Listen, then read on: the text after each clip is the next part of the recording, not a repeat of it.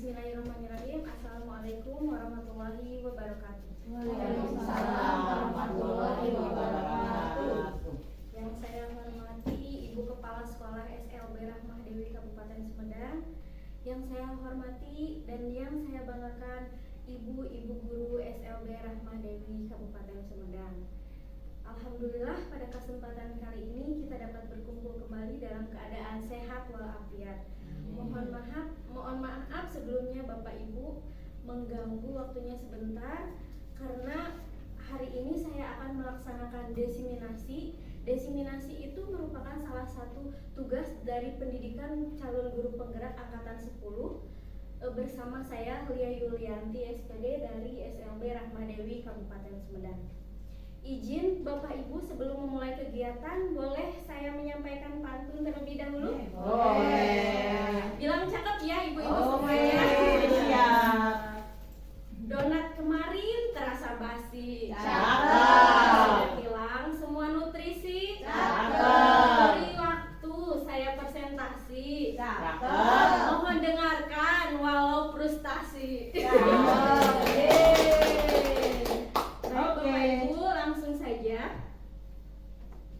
Bapak Ibu, hari ini saya akan mendesiminasikan tentang modul 1.4 yaitu mengenai budaya positif.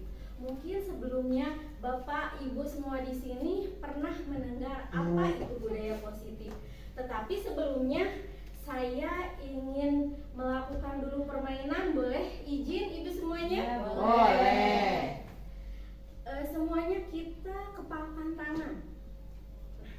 Kepalkan tangan. Kegiatan kepalan tangan ini ada A dan ada B. Boleh berpasangan Bapak Ibu? Ya, siap. Boleh berpasangan. Bu Haji berpasangan sama Bu Elis. Bu Elis, Bu Ulfa sama Bu Reni.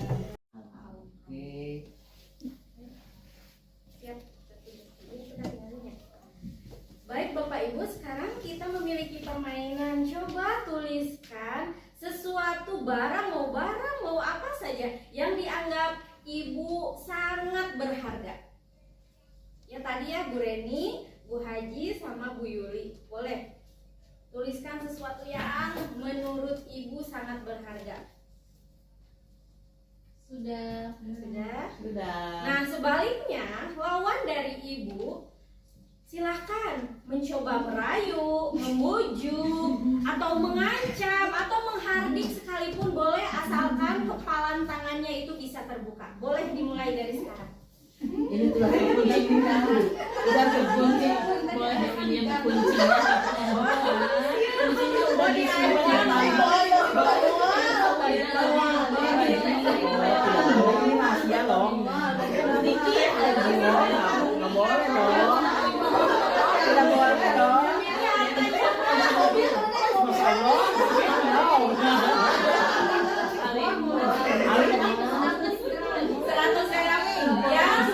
Boleh.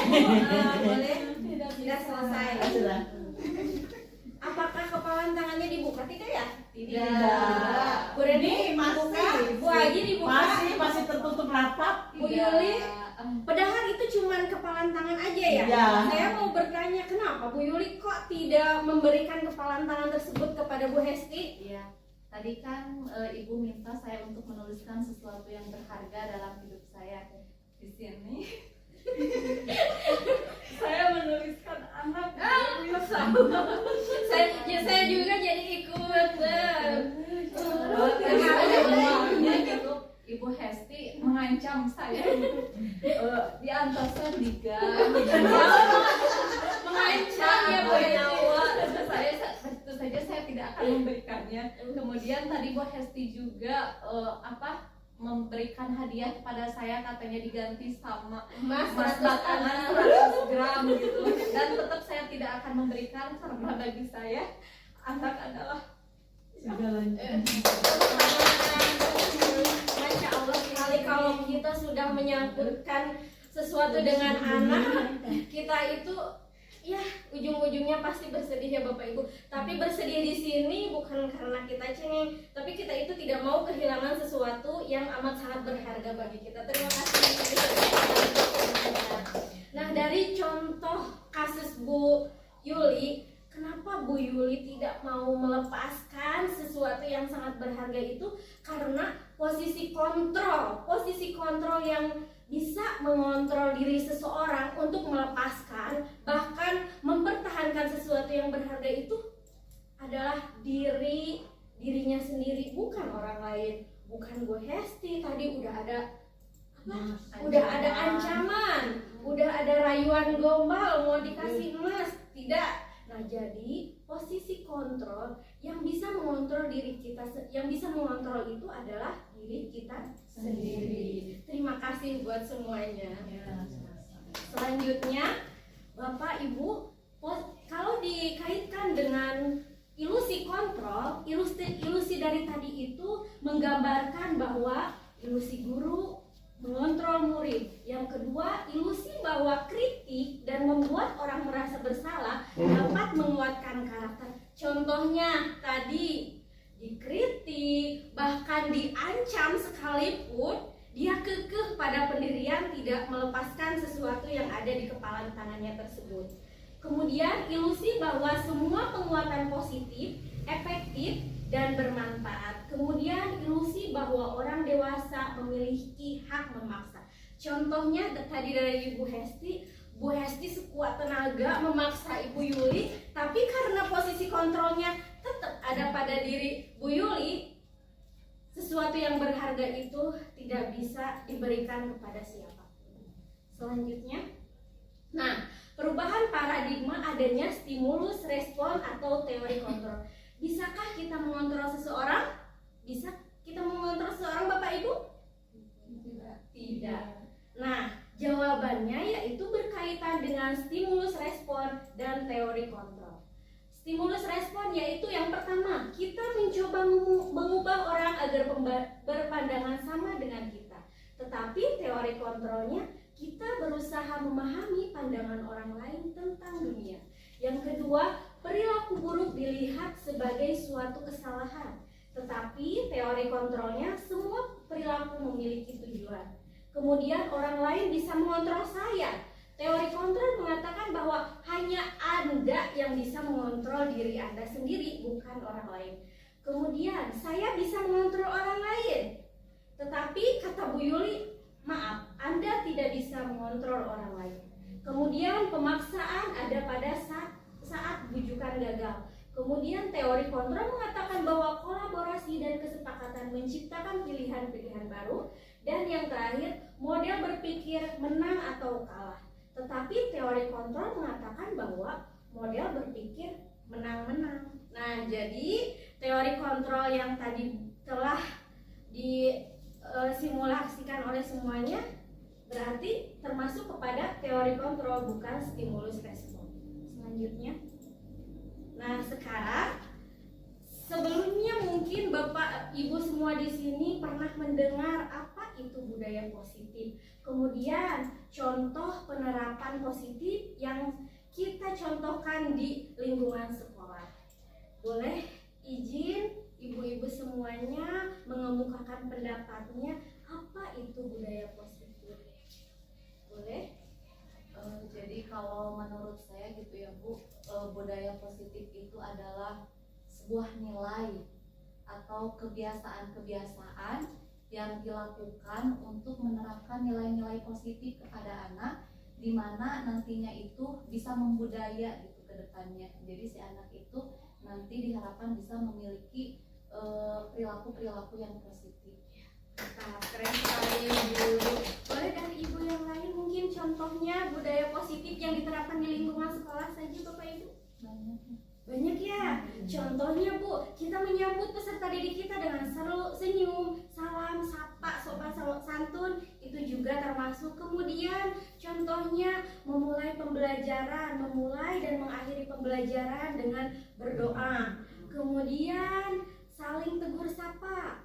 Kemudian saling tolong menolong, itu juga termasuk budaya positif ya Bapak Ibu. Next. Nah, budaya positif di sini yaitu nilai-nilai dan kebiasaan-kebiasaan di sekolah yang berpihak pada peserta didik agar mereka dapat berkembang menjadi pribadi yang kritis, penuh hormat, dan bertanggung jawab.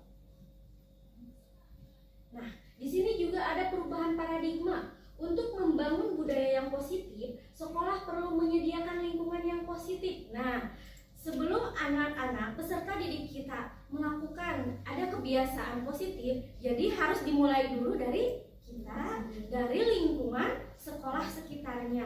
Barulah budaya positif itu dapat tertanam dalam diri peserta didik. Kemudian yang kedua, lazimnya disiplin dikaitkan dengan kontrol. Dalam hal ini kontrol guru dalam menghadapi murid itu. Kontrol guru. Jadi di sini sebelum kita menyuruh peserta didik untuk berbuat baik istilahnya ya. Jadi kita dulu sebagai pendidik yang harus mencontohkan berbuat baik tersebut. Lanjut. Nah, sekarang ibu semuanya pasti pernah mendengarkan kata disiplin, sudah tidak asing lagi ya ibu-ibu semuanya di sini. Disiplin, makna disiplin. Mohon izin ibu semuanya, apakah ada yang akan menyampaikan gagasannya mengenai makna disiplin itu apa? Makna disiplin itu atau seperti apa? Boleh? Dari ibu siapa? Oh, boleh ibu Elis? Disiplin kalau menurut saya itu usaha untuk berlaku taat atau patuh terhadap suatu aturan. Misalkan di sekolah nih ada peraturan datang tepat waktu. Jika seorang anak mematuhi peraturan tersebut, itu termasuk kedisiplin karena anak tersebut patuh dan taat akan peraturan. Ya, hebat sekali Bu Elis, terima kasih. Nah, jadi ibu, disiplin di sini sering dikaitkan dengan kata tertib, betul Bu Elis? Kata tertib, kepatuhan, dan peraturan. Kata disiplin juga sering dikaitkan dengan hukuman. Padahal itu sungguh berbeda karena belajar dengan disiplin tidak harus dengan memberi hukuman. Justru itu adalah salah satu alternatif terakhir dan kalau tidak digunakan sama sekali. Dan kalau bisa tidak digunakan sama sekali. Hukuman itu bukan ujung dari tercapainya suatu tujuan yang kita harapkan. Jadi kalau bisa hukuman itu tidak usah digunakan sama sekali kepada peserta didik. Nah, kemudian Ki Hajar Dewantara menyatakan bahwa untuk mencapai kemerdekaan atau dalam konteks pendidikan kita saat ini dan untuk menciptakan murid yang merdeka, syarat utamanya adalah harus ada disiplin yang kuat. Disiplin yang dimaksud adalah disiplin diri yang memiliki motivasi internal. Jika kita belum memiliki motivasi internal, maka kita memerlukan pihak lain untuk mendisiplinkan kita. Nah, contoh di sini ibu semua adanya teori motivasi perilaku manusia. Nah, motivasi perilaku manusia itu ada dua Bapak Ibu. Yang pertama motivasi eksternal dan motivasi internal, tujuan disiplin positif. Nah, dari motivasi eksternal yang pertama yaitu untuk menghindari ketidaknyamanan atau hukuman. Pertanyaannya, apa yang akan terjadi apabila saya tidak melakukannya? Yang kedua, motivasi eksternal yaitu untuk mendapatkan imbalan. Nah, yang pertama untuk menghindari ketidaknyamanan atau hukuman, yang kedua untuk mendapatkan imbalan dari orang lain atau institusi. Pertanyaannya, apa yang akan saya dapatkan apabila saya melakukannya? Nah, contoh konkretnya kalau di kelas ya Bapak Ibu, misalkan begini, peserta didik tidak mau belajar, tetapi jujur saja saya diri pribadi suka adanya gini, ayo kalau kamu tidak mau belajar nanti tidak akan dibawa piknik. Nah, jadi imbalannya kan piknik ya Bapak Ibu. Nah, berarti motivasi itu terjadi karena adanya motivasi eksternal dari luar, bukan dari dalam. Nah, yang terakhir, motivasi internal, tujuan disiplin positif yaitu untuk menghargai diri sendiri, menjadi insan sesuai harapan kita. Pertanyaannya di sini yaitu saya akan menjadi orang yang seperti apa apabila saya melakukannya. Jadi tidak adanya dorongan dari orang lain. Jadi sudah ada dalam diri dia sendiri, kenapa saya harus melakukan hal seperti ini. Mungkin seperti itu Bapak Ibu. Nah Bapak Ibu, sebelum membudayanya budaya positif, harus ditanamkan dulu hal-hal yang kecil, mulai dari hal-hal yang kecil. Misalnya di kelas adanya peraturan kelas, kemudian kita suka membuat keyakinan kelas ya Bapak Ibu. Nah, yang terakhir adanya lingkungan positif. Jadi dimulai dari kelas, adanya peraturan kelas dan keyakinan kelas, kemudian lingkungan positif sehingga membudaya menjadi budaya yang positif. Selanjutnya kita ke keyakinan kelas. Keyakinan kelas, hukuman dan penghargaan. Mengapa tidak peraturan saja? Mengapa harus keyakinan kelas? Mengapa kita memiliki peraturan harus menggunakan helm bila mengendarai kendaraan roda 2? Mengapa kita memiliki peraturan 3M, menggunakan masker, mencuci tangan, dan menjaga jarak 1,5? Untuk mendukung motivasi intrinsik, kembali ke nilai-nilai keyakinan lebih menggerakkan seseorang dibandingkan mengikuti serangkai peraturan-peraturan. Nah, Ibu, keyakinan kelas mungkin tidak asing lagi ya bagi ibu-ibu di sini. Keyakinan kelas itu seperti apa? Nah, keyakinan kelas adalah nilai-nilai kebajikan atau prinsip-prinsip universal yang disepakati bersama secara universal, lepas dari latar belakang, suku, negara, bahasa, maupun agama. Contohnya nilai-nilai kebajikan. Nilai-nilai kebajikan di sini contohnya saling menghargai, disiplin, tanggung jawab, jujur. Nah, itu merupakan contoh-contoh nilai kebajikan. Nah, di sini Ibu, cara pembentukan keyakinan kelas. Keyakinan kelas itu bersifat abstrak daripada peraturan yang lebih konkret. Keyakinan kelas berupa pernyataan-pernyataan universal. Pernyataan keyakinan kelas senantiasa dibuat dalam bentuk positif. Jadi tidak ada yang negatif. Contohnya, dilarang buang sampah. Nah, itu bukan keyakinan kelas, Ibu, tetapi itu peraturan. Kalau keyakinan kelas, contohnya itu membuang sampah pada tempatnya atau menjaga lingkungan sekolah, misalnya seperti itu. Jadi adanya bentuk positif, jadi tidak ada yang negatif. Kan kalau dilarang, nah itu ada yang negatifnya, dilarang. Jadi kita fokusnya kepada bentuk positif. Kemudian keyakinan kelas juga hendaknya tidak terlalu banyak, apalagi buat peserta didik kita ya Bapak Ibu, yang kadang sulit untuk mengingatnya kembali. Jadi jangan banyak tetapi sedikit tapi patrik kalau bahasa Sundanya ya Bapak Ibu.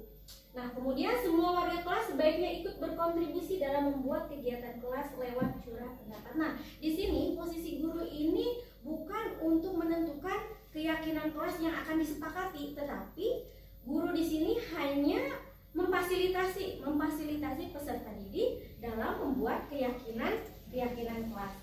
Kemudian bersedia meninjau kembali keyakinan kelas dari waktu ke waktu. Nah, di sini ada contoh berarti sebelah kanan ya. Sebelah kanan saya adanya kesepakatan kelas dari TK Dharma Wanita. Kemudian sebelah kiri saya kesepakatan kelas. Nah, kira-kira di antara dua contoh ini yang merupakan keyakinan kelas ke yang mana ya? Yang sebelah kanan atau yang sebelah kiri? Yang hijau atau yang itu pink? Kira-kira tadi adanya nilai-nilai kebajikan, terus adanya hal-hal positif. Kira-kira nih di antara dua kesepakatan kelas ini yang termasuk keyakinan kelas yang mana? Yang hijau. Ya. Datang tepat waktu, mengucapkan salam, menjaga kebersihan sekolah, aktif dalam pembelajaran. Kenapa bisa disebutkan alasannya? Karena di dalamnya mengandung nilai-nilai kebajikan serta tidak ada unsur paksaan di dalamnya. Berarti ibu-ibu di sini sudah paham ya? Apalagi sudah ada GP, mohon izin Ibu GP semuanya. Lanjut. Nah, di sini perbedaan peraturan dan keyakinan kelas. Apa sih peraturan? Kadang saya juga mikir apa ini bedanya peraturan sama keyakinan kelas. Nah, di sini kita bisa lihat bahwa peraturan itu selalu kembalikan buku ke tempatnya. Nah, Kalau keyakinan kelas, tanggung jawab. Jadi adanya nilai kebajikan. Nilai kebajikan di situ yaitu tanggung jawab. Kemudian peraturan, dilarang mengganggu orang lain. Kalau keyakinan kelas, menghormati orang lain dan diri sendiri. Peraturan, hadir di sekolah 15 menit sebelum pembelajaran dimulai. Nilai keyakinannya, nilai kebajikannya, menghormati orang lain dan diri sendiri.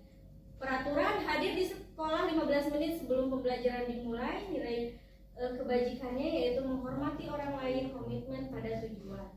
Kemudian peraturan, dilarang, tuh itu ada hal negatif ya Ibu, dilarang melakukan kekerasan, tetapi keyakinan kelas keselamatan, menghormati orang lain. Dilarang menggunakan narkoba, nah keyakinan kelasnya kesehatan, bergantian atau menunggu giliran, menghormati orang lain, kesabaran. Peraturan, gunakan masker, keyakinannya kesehatan, keselamatan. Peraturannya, jangan berlari di kelas atau koridor, keyakinan kelasnya keselamatan dan keamanan. Nah, ini mohon maaf ibu-ibu semuanya ada sedikit pertanyaan, boleh? Boleh. Kira-kira dari 1, 2, 3, 8 urutan peraturan ini, keyakinan kelas atau nilai kebajikan yang dituju itu apa? Boleh nomor 1 ada yang bersedia menjawabnya? Mencoba Bu. Ya, yang boleh. 1 Ya. selalu kembalikan buku ke tempatnya. Ya. Berarti mungkin nilai kebajikan yang ditujunya itu mau tanggung jawab mungkin ya Bu ya. Ya. Tanggung jawab. Ya, nanti kita lihat jawabannya ya, Bu boleh. Yuli. Kita simpan dulu tanggung jawab. Yang kedua boleh? Yang kedua, dilarang mengganggu orang lain. Boleh? Menghormati orang lain dan diri sendiri. Terima kasih Bu Ulfa. Nanti kita lihat jawabannya, menghormati orang lain dan diri sendiri. Yang ketiga boleh siapa? Bu Haji. Ya. Hadir di sekolah 15 menit sebelum pembelajaran dimulai. Disiplin atau tanggung Wes, jawab. keren. Selanjutnya, dilarang melakukan kekerasan. Ya. Bu Haji. Kesempatannya. Ya. Dilarang melakukan kekerasan. Bu Rani boleh menghargai diri sendiri, kemudian menghargai diri sendiri. Dilarang menggunakan narkoba. Tadi Ya. sudah ada. Keselamatan. Bergantian atau menunggu giliran. Menghargai Disiplin. kesabaran. Kesabaran. Gunakan masker. Kesehatan. Jangan berlari di kelas atau koridor. Keamanan. Pintar. Jadi ini. Nah, berarti ibu-ibu di sini semua udah paham ya. Apalagi ada ibu-ibu GP, mohon maaf ya. Ini jawabannya sudah sesuai. Apalagi tadi Bu Reni jangan malu-malu. Bu Reni kalau menyampaikan berat itu kan betul. Jangan malu Bu Reni. Siap. Semangat. Ikut CGP angkatan 12.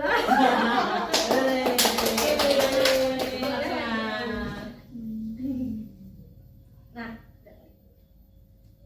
di sini ada 7 Bu. Apa? Tugas perbedaan hukuman dan konsekuensi tadi peraturan dan keyakinan. Di sini ada tugasnya perbedaan hukuman dan konsekuensi. Nah, di sini contoh, mencatat 100 kali di dalam buku kalimat saya tidak akan terlambat lagi karena terlambat ke sekolah. Contohnya saya contohkan ya, ini termasuk hukuman. Tinggal pilih aja Bu, hukuman atau konsekuensi. Silahkan. Yang kedua, lari mengelilingi lapangan basket 2 kali karena terlambat hadir sekolah. Ada yang Hukuman. hukuman. Yang ketiga, murid diminta untuk push up 15 kali karena hukuman. Menggantikan kertas tugas teman yang sudah dicoret-coret. Konsekuensi. Membersihkan tumpahan air di meja tulis karena tersenggol pada Konsekuensi. Murid disuruh untuk tidak mengenakan sepatu seharian di sekolah karena tidak mengenakan sepatu hitam. Hukuman. Lari mengelilingi lapangan Hukuman. basket 2 kali. Konsekuensi. Saya mau tanya dulu ke Bu Yuli, soalnya tadi Bu Yuli ngejawab, nungguin dulu Bu Yuli baru semuanya menjawab. Bu Yuli yang terakhir kenapa lari mengelilingi lapangan basket 2 kali karena terlambat 10 menit untuk pelajaran PJOK? Jadi di sini lari mengelilingi lapangan basket 2 Ya. kali karena terlambat 10 menit untuk pelajaran PJOK. Ini sudah sangat sesuai Ya. ya. Karena pelajarannya PJOK, kemudian hukumannya juga terkait dengan olahraga. Jadi menurut saya ini konsekuensi. Betul. Kita lihat jawabannya ya.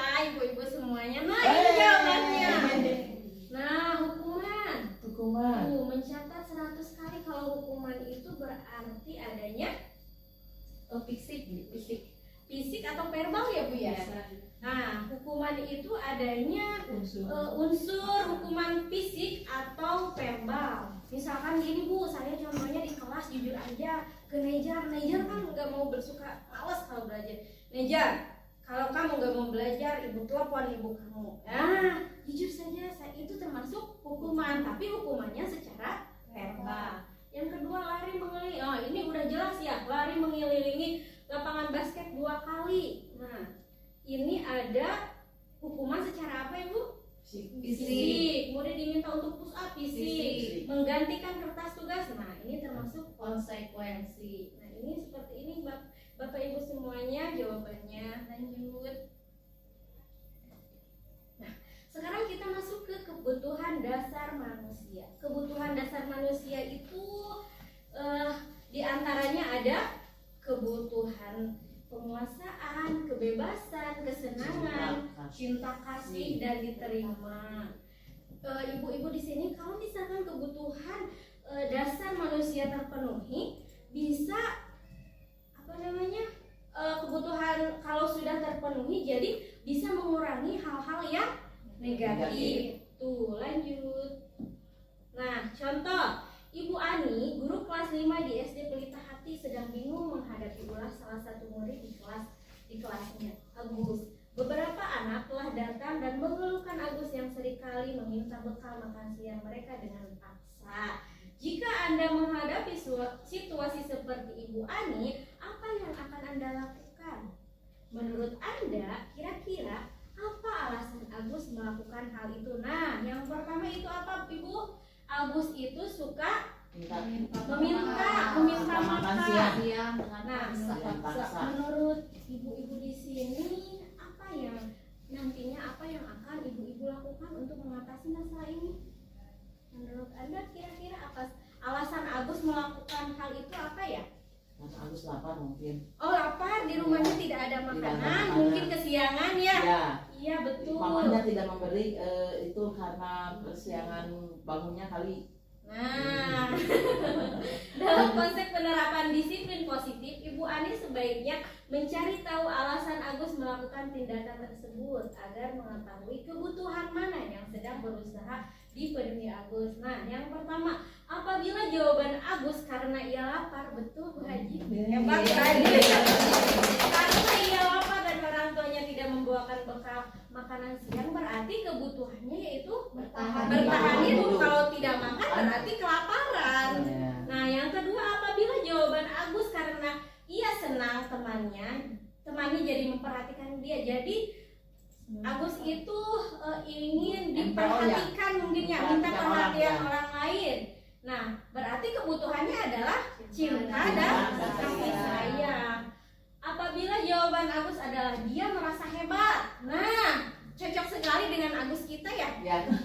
Merasa hebat karena temannya jadi takut dan menuruti keinginannya. Kebutuhannya adalah penguasaan. Jadi dia merasa berkuasa, bisa berbuat sesuatu. Kemudian apabila jawaban Agus karena dia merasa bosan dengan bekal yang dibawakan ibunya, dibawa ke temung sangwe jeung tempe, tapi orang lain makan nugget, telur, chicken.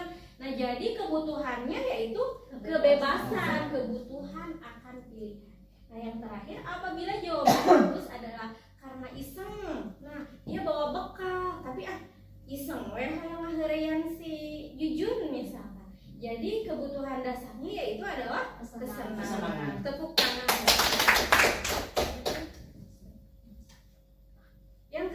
Yang selanjutnya yaitu restitusi 5 posisi kontrol. Restitusi adalah proses menciptakan kondisi bagi murid untuk memperbaiki kesalahan mereka sehingga mereka bisa kembali pada kelompok mereka dengan karakter yang lebih kuat. Nah, 5 posisi kontrol di sini yaitu yang pertama ada sebagai penghukum. Ya, kemudian buat rasa bersalah, kemudian sebagai teman, kemudian sebagai pemantau atau manajer. Nah, kira-kira ibu-ibu di sini posisi kontrol di sekolah, posisi kontrol ketika menghadapi murid lebih dominan kemana? Teman. Terus manajer. Iya boleh. Kira-kira ini bisa penghukum juga. Ya, Ya betul, penghukum contohnya ibu juga bisa Ya, jawab dalam hati ya Bu ya. nggak usah diutarakan ya. Bu Yuli mohon izin contoh perilaku kontrol Bu Yuli terhadap murid tadi sebagai teman. Contohnya seperti apa Bu Yuli? Jadi gini, saya kan mengajar di kelas 7 ya. Betul. 7C.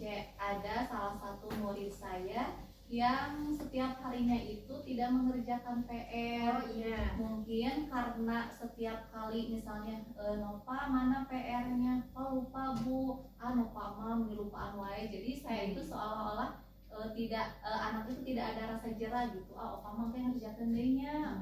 Aku iya gitu. Jadi opa teh mungkin terbiasa sering gitu. Jadi kesininya juga jarang mengerjakan PR karena merasa dia teh bahwa mengerjakan PR juga dan nggak apa-apa gitu sama Bu Yuli mah ada bagen misalnya kayak gitu. Mungkin seperti itu Bu. Terima kasih Bu Yuli. Selanjutnya saya mau mendengarkan cerita Bu Haji. Bu Haji kira-kira posisi kontrol yang tepat bagi Bu Haji itu kalau di kelas kalau menghadapi murid posisi kontrol apa Bu Haji? Insya Allah sama dengan Bu Yuli Iya. sebagai teman. Ya, Mm-mm. salah satu contohnya. Contohnya kan di kelas ibu megang kelas B ya, tunarungu juga ada yang kelas gede dan ada kelas kecil. Jadi kalau di kelas Tugas ya. ya, Ngerjain tugas ya kerjain. Bu Haji mah kalau ngerjain tugas mau ngerjain mau enggak. Enggak. Mantap sekali. Jadi iya bager teuing. Oh, iya. Bu Haji mah bager teuing mau mengerjakan tugas mau nggak mengerjakan tugas ya udah gitu Bu Haji ya. Ya, pokoknya kalian bisa ya gitu Oh, aja. begitu. Terima kasih Bu Iya. Haji. Kemudian boleh Bu Reni mohon izin posisi kontrol Ibu. Ibu mau Kira-kira? misalnya ke si dia gitu ya, kan si dia dengan misalnya belajar suka mau sama Bu Win aja ya. Iya. Nah kata saya, dia atuh jangan sama Bu Win aja, nanti ibu dimarahin sama ibu kepala gitu kan. Terus kan kasihan misalnya yang lain tugasnya misalnya kebanyakan Bu Win misalnya, ibu kan nggak ada, nanti saya dimarahin sama bu kepala. Itu apa sebagai pembuat rasa bersalah? Membuat rasa bersalah. Mungkin itu aja, tapi dianya biasanya kadang suka nurut, Iya. dia ke saya gitu, tapi kadang tetap masih di Bu Wiwin gitu. Oh, gitu. Terima kasih Bu Reni. Selanjutnya Bu Hesti, posisi kontrol Bu Hesti. Kira-kira Manajer. posisi kontrol Bu Hesti kira-kira apa? Sama juga teman Bu. Contohnya Contohnya misalkan kan di kelas saya ngajar kelas 1 ya, ngajar Regi sama Regisa. Kebetulan murid saya pendiam semua Oh, ya. pendiam. Misalkan saya menjelaskan sebelum dia mengerjakan tugas misalkan di kelas ya, mau dia mendengar, mau dia nggak fokus gitu ya, Tidak tidak dimarahin. dimarahi sama ya. saya, ya udahlah biarin aja gitu, yang penting mereka diam di situ terus mau mendengarkan mau enggak juga gitu, nanti maksudnya saya tidak marah gitu, seiringnya dijalani aja gitu, misalkan kepada anak-anaknya gitu. Disabarin ya. Disabarin, Sabar ya. Terima kasih Bu Hesti. Selanjutnya Ibu apa? Posisi kontrolnya? Ibu, kalau saya kan kemarin pegang kelas Bu Elis ya, Iya. kayak Ayu kan kadang suka nggak mau belajar ya, jadi kadang suka keluar kelas, suka diginiin, Ayu jangan gitu ya, jangan keluar terus diem belajar, nanti kalau gitu dibilangin sama Bu Elis kalau Ayu nggak mau belajar. Ya, terima kasih ibu-ibu semuanya. Selanjutnya, nah di sini ada contoh Ibu. Posisi kontrol sebagai penghukum. Nah, seorang penghukum bisa menggunakan hukuman fisik maupun verbal. Orang-orang yang menjalankan posisi hukum senantiasa mengatakan bahwa sekolah memerlukan sistem atau alat yang dapat lebih menekankan murid-murid lebih dalam lagi. Nah, dicontohkan sama saya saja ya mungkin Ya. yang tepat sebagai penghukum itu. Patuhi aturan saya atau awas. Nah, jadi adanya penekanan setiap kalimat atau kata yang diucapkan. Yang kedua, kamu selalu salah saja. Nah, yang ketiga, selalu, pasti selalu, yang terakhir selesai. Nah, jadi adanya penekanan atau intonasi ketika melakukan kesalahan. Yang selanjutnya, nah pembuat rasa bersalah. Pada posisi ini biasanya guru akan bersuara lebih lembut. Nah, cocok sekali yang Contohkan tadi Bu Reni, membuat rasa bersalah akan menggunakan keheningan yang membuat orang lain merasa tidak nyaman, bersalah atau rendah diri. Bisa dicontohkan Ibu Reni? Mohon izin kata-katanya. Ibu sangat kecewa sekali dengan kamu. Berapa kali Bapak harus beritahu kamu ya? Gimana coba kalau orang tua kamu tahu kamu berbuat begini? Nah, terima kasih Bu Reni. Nah, di posisi ini murid akan memiliki penilaian diri yang buruk, Bu. Kalau posisi pembuat rasa bersalah ini katanya penilaian dirinya yang buruk tentang dirinya sendiri. Murid merasa tidak berharga, makanya mungkin dia tidak mau balik lagi belajar masalah. karena telah mengecewakan orang, karena telah mengecewakan ibu. Nah, mungkin bisa ditambahkan lagi nanti Bu, dari pembuat rasa bersalah menjadi posisi kontranya merasa teman dengan dia atau posisi manajer, nanti kita bahas selanjutnya. Kemudian posisi teman, guru pada posisi ini tidak akan menyakiti murid, namun akan tetap berupaya mengontrol murid melalui persuasi. Posisi teman pada guru bisa negatif maupun positif. Positif ini berupa hubungan baik yang terjalin antara guru dan murid. Guru di posisi teman menggunakan hubungan baik dan humor. Betul sekali tadi Bu Yuli. Nah, sehingga dapat mempengaruhi seseorang, kemudian berkata, Bu Yuli mohon izin untuk mencontohkan kalimat-kalimat Teman ya. posisi teman, Ya. posisi kontrol teman. Ayo bantulah demi Bapak ya. Ayo ingat tidak bantuan Bapak selama ini. Ya sudah, kali ini tidak apa-apa, nanti Ibu bantu bereskan. Cocok sekali sepertinya Bu Yuli. Cocok sekali ya dengan sifat dan karakter Bu Yuli ini sebagai teman. Nah, tetapi hal negatif dari posisi teman adalah bila suatu saat guru tersebut tidak membantu, maka murid merasa kecewa, Bu. Ya, merasa kecewa. Saya pikir Bapak atau Ibu itu teman saya, bukan guru saya. Kemudian murid merasa dikecewakan dan tidak mau lagi berusaha. Betul tadi seperti Ibu Yuli bilang, sama Bu Yuli mah nggak ngerjain PR juga, nggak dimarahin, ya udah biarin nggak ngerjain PR. Nah, mungkin hal negatifnya seperti itu. Hal yang mungkin timbul adalah murid hanya bertindak untuk guru tertentu. Nah, contohnya mungkin kalau saya datang, mungkin dia mau mengerjakan PR. Tapi kalau Bu Yuli yang datang, bisa saja si Nova tersebut biarin, nggak murid, udah gurunya juga bukan Bu Lia, ada Bu Yuli. Nah, lanjut Bu. Kemudian Bu, nah ada lagi posisi pemantau. Memantau berarti mengawasi. Pada saat kita mengawasi, kita bertanggung jawab atas perilaku orang-orang yang kita awasi. Posisi pemantau berdasarkan pada peraturan-peraturan dan konsekuensi dengan menggunakan sanksi atau konsekuensi. Kita dapat memisahkan hubungan pribadi kita dengan murid sebagai seseorang yang menjalankan posisi pemantau. Mohon izin Ibu Haji, bisa dipraktekkan ini perkataannya kalimatnya Bu. Sebagai pemantau, ya. Peraturannya apa? Cocok. Yang kedua Bu. Sanksi atau konsekuensi apa ini?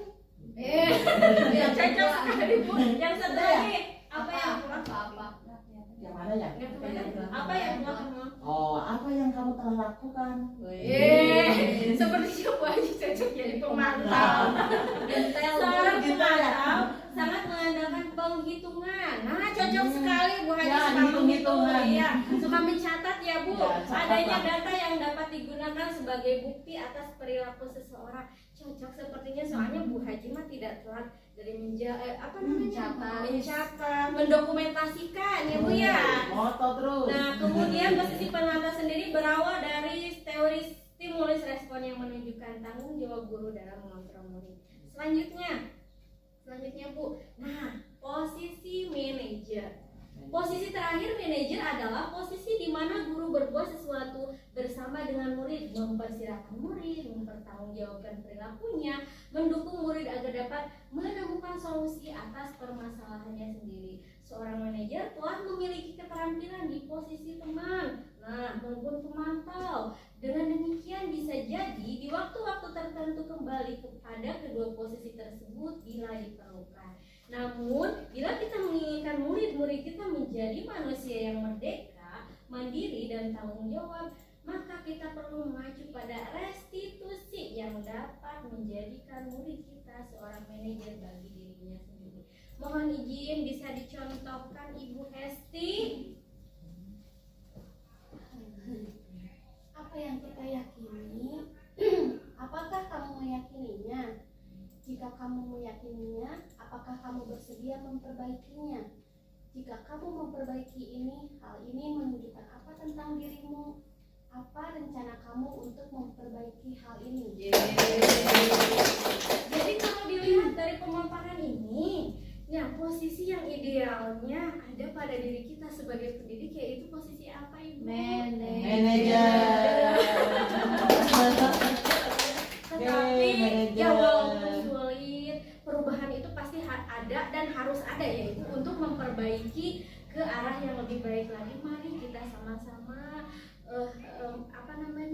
menjadikan diri kita sebagai posisi manajer yang menerapkan tadi segitiga restitusi. Nanti kita bahas.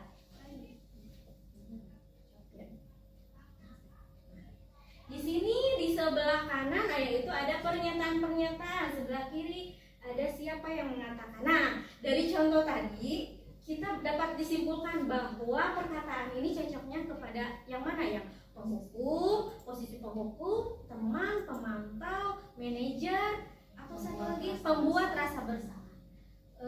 Nomor 1, saya kecewa sekali dengan kamu, pembuat rasa bersalah. Yang kedua, kamu tidak pernah benar melakukannya, penghukum. Ayolah, lakukan demi ibu atau bapak. Apakah kamu mendapatkan stiker bintang hari ini? Apakah kamu mau mendapatkan stiker bintang hari ini? Apa ya? Bagaimana kamu bisa menyelesaikan masalah ini? Manajer. Kamu selalu yang paling terakhir. Nah, kita lihat jawabannya. Nah, tadi yang apakah kamu mau mendapatkan stiker atau bintang, yaitu pemantau, karena selalu memantau perkembangan peserta didik. Terima kasih Ibu. Selanjutnya apa itu restitusi? Sebelumnya kita pernah mengetahui ya Bapak Ibu segitiga restitusi itu apa? Restitusi itu apa? Restitusi adalah proses menciptakan kondisi bagi murid untuk memperbaiki kesalahan mereka sehingga mereka bisa kembali pada kelompok mereka dengan karakter yang lebih kuat. Nah, ini Ibu semuanya ada 9 ciri restitusi. Yang pertama, bukan untuk menebus kesalahan, namun untuk belajar dari kesalahan. Yang kedua, memperbaiki hubungan. Yang ketiga, tawaran bukan paksaan. Yang keempat, restitusi menuntun untuk melihat ke dalam diri. Restitusi mencari kebutuhan dasar yang mendasari tindakan. Restitusi diri adalah cara yang paling baik untuk memperbaiki diri. Restitusi fokus pada karakter bukan tindakan. Restitusi fokus pada solusi. Nah, restitusi mengembalikan murid yang berbuat salah pada kelompoknya. Jadi kesimpulannya, restitusi itu bukan kita yang mencarikan solusi, tapi kita yang membantu peserta didik menemukan solusi. Nah, kira-kira seperti ini Ibu segitiga restitusi. Tahapan segitiga restitusi itu yang pertama ada menstabilkan identitas, kemudian validasi tindakan yang salah, yang ketiga menanyakan keyakinan kelas. Contoh menstabilkan identitas ini, misalkan ada siswa yang melanggar peraturan sekolah, contohnya seperti ini. Pada poin menstabilkan identitas, setiap orang pasti melakukan kesalahan. Contohnya ibu juga dulu pernah kok telat datang menghadiri suatu acara. Nah, itu salah satu contoh menstabilkan identitas. Kemudian, kamu bukan satu-satunya orang yang salah. Ibu juga pernah kok melakukan kesalahan. Kemudian, validasi tindakan yang salah. Contohnya seperti ini. Kamu tentu sudah punya alasan mengapa kamu melakukan kesalahan tersebut. Kenapa kamu tadi terlambat datang ke sekolah? Kemudian, adakah cara yang lebih efektif Contohnya, nilai-nilai apa yang telah kita sepakati? Sebelumnya kita pernah membuat keyakinan kelas. Apakah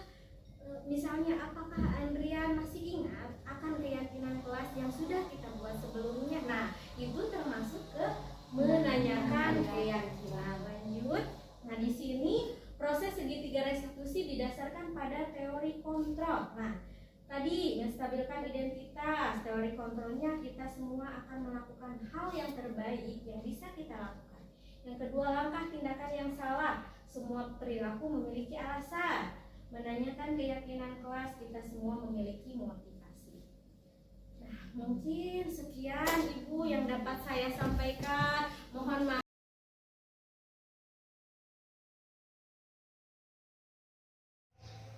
Apa kabar hari ini, Ridwan? Baik, alhamdulillah. Sudah sarapan dulu? Sudah. Tadi berangkat ke sekolah jam berapa? Jam 7. Berarti Ridwan kesini paling awal ya? Hebat. Kamu sudah makan? Sudah. Seperti biasa, sebelum pembelajaran mulai, kita harus apa dulu, Wak? Membaca doa. Coba Ridwan siapkan terlebih dahulu. Pimpin doa. sebelum ada kita mari besok baru baca doa dimulai. A'udzu billahi minasyaitonir rajim.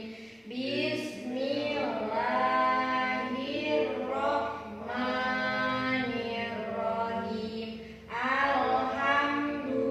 Alhamdulillahi rabbil alamin.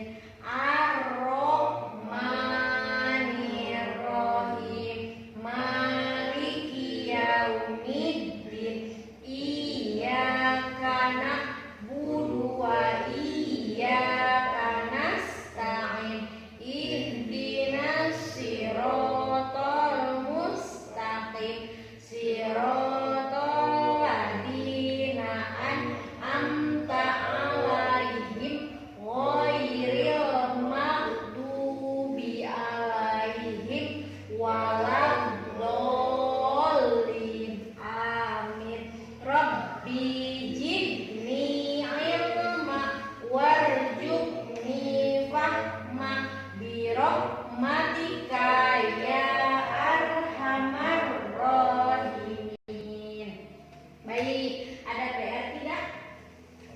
Ada. Coba buka buku PR-nya. Ini Ya coba lihat buku PR. kayak apa kan? Sekarang pelajaran apa? Inggris. Bahasa Inggris, coba lihat. Gak ada gak Pak? Gak ada, oh iya gak ada PR. Nah anak-anak, sebelum pembelajaran dimulai, kita akan membuat keyakinan kelas terlebih dahulu. Sebelumnya Ridwan tahu nggak apa itu keyakinan kelas? Keyakinan kelas apa? Enggak tahu. Nah, keyakinan kelas itu yaitu sesuatu yang harus kita yakini bersama. Contohnya hal-hal positif yang akan kita terapkan pada saat pembelajaran di kelas ataupun ketika di luar kelas. Contohnya, Ibu berikan contoh dulu ya. Contohnya makan ketika jam istirahat. Nah, sekarang kita buat keyakinan kelas bersama. Boleh Ridwan, Ridwan mah keyakinan kelasnya mau datang tepat waktu, boleh. Kemudian ada ide lain dari ini, kamu boleh. Jadi keyakinan kelas itu kalian yang buat, Chandra yang buat, Ridwan yang buat. Nah, kalian juga harus meyakininya bahwa keyakinan kelas itu bisa merubah kita ke arah yang lebih baik lagi. Coba Ibu minta Ridwan bisa sebutkan contohnya hal-hal positif. Contoh hal-hal positif yang akan Ridwan terapkan di kelas. Contohnya apa coba? Contohnya apa? Datang cepat waktu. Oh, pinter. Datang tepat waktu. Sama Ibu ditulis dulu boleh? Ya, oke.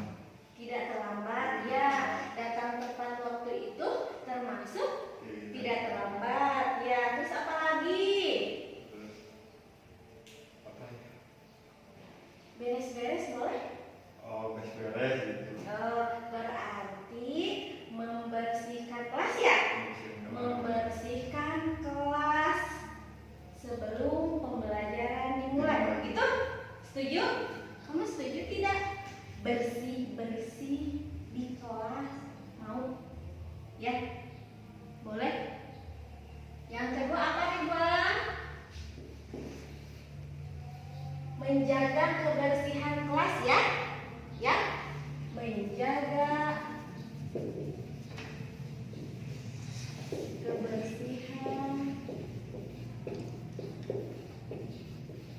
kelas, dan sekolah ya.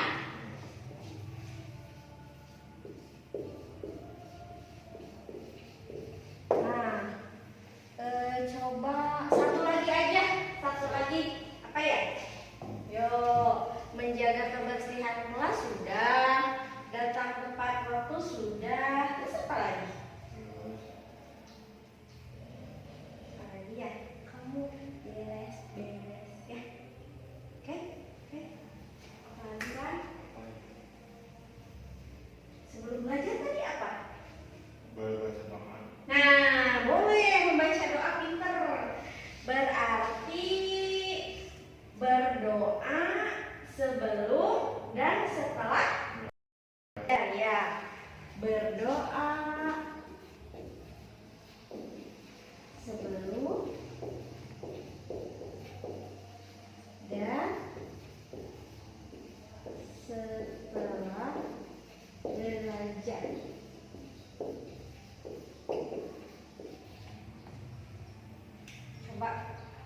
Coba boleh dibacakan sama Ridwan. Yang pertama keyakinan kelasnya apa? Ini kayak datang tepat waktu. Yang pertama ingat sama kalian, datang ke sini harus tepat waktu, ya. Oke? Muka dua, Wan. Menjaga kebersihan kelas dan sekolah. Nah, berarti sekalian kalau datang ke kelas langsung bersih. Contoh bersihnya apa, Wan? Pel, Terus menyapu, ada lagi? mengelap kaca. Iya, pintar ngepel, nyapu, ngelap kaca. Kamu kalau datang sini nyapu, ngepel, bersih kaca. Ya, setuju? Ya. Yang ketiga, ibu dibagi ini, sama ibu dibagi. Terus sama Ridwan keyakinan kelas ini disalin. Contoh, Ridwan poin nomor 1 sama 2 ya. Ridwan nomor 1 warna hijau, nomor 2 mau warna apa, Wan? Milih. Kuning sama hijau. Nah, nomor 1 yang mana? Ini. Nomor 2 yang ini boleh. Sok Ridwan. Tulis. Jadi gimana? Iya, nomor 1 sama 2. Nomor 1. Sama 2 salin. Kalau nomor 1 ini. Ya, nomor 1 di sini aja. Nah, ini nomor 2. Sekarang kamu milih mau yang mana? Pilih yang mana? Ini pink? Boleh. Ini kamu tulis nomor 3. Nomor 3 ya. Oke. Bertiga ini.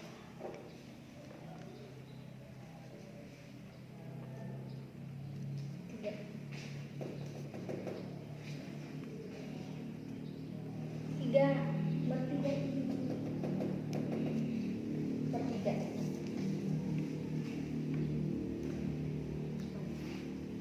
Ini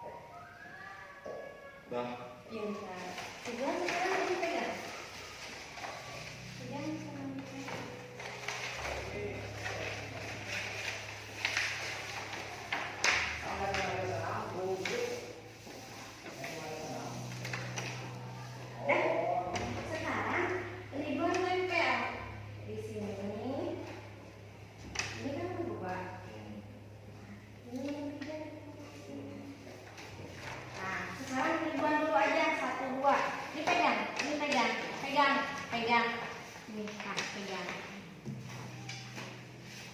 Wah.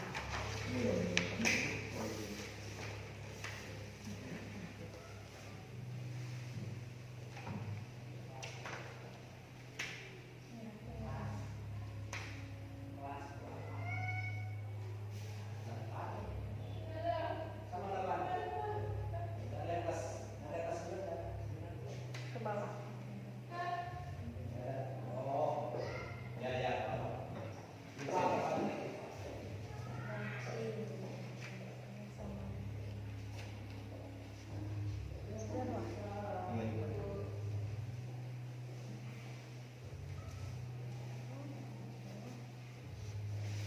Satu lagi dong.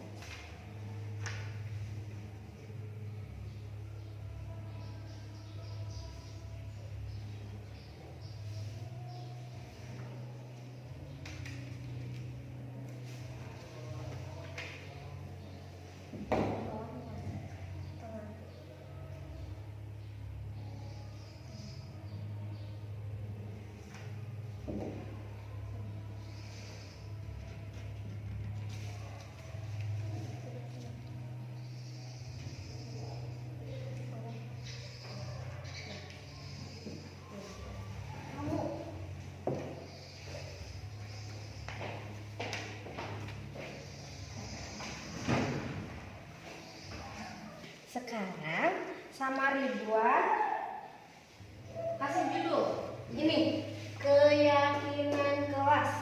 Di sini.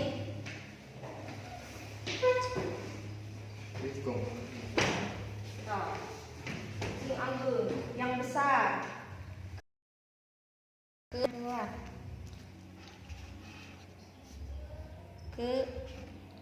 Ke-nya mana? Iya. KN.